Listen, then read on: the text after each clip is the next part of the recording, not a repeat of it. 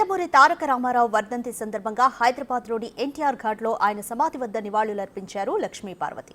30 ఏళ్ల నుంచి ఎన్టీఆర్ భారీగా పోరాటం చేస్తున్నానని ఆమె అన్నారు.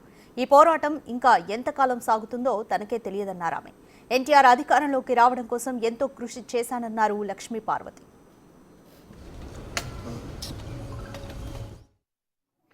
30 ఏళ్లుగా నా పోరాటానికి స్ఫూర్తినిస్తున్న నా భర్త నందమూరి తారక రామారావు గారి ఆత్మకి శాంతి కలగాలని మనస్ఫూర్తిగా కోరుకుంటూ, నిరంతరంగా ఎన్నాళ్ళు ఈ పోరాటం సాగుతుందో నాకే తెలియదు. కళ్ళ ముందు ఎన్ని జరుగుతున్నా కూడా, ఎన్ని అకృత్యాలు జరుగుతున్నా కూడా బాధపడుతూనే ముందుకు సాగిపోతూనే ఉన్నాను.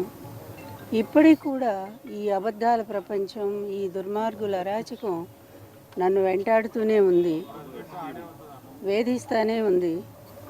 ఎన్ని రకాలుగా అవమానాలు ఎదుర్కోవాలో నాకే తెలియట్లా. నేను చేసిన తప్పేంటో ఇప్పటికి కూడా నాకు తెలియదు.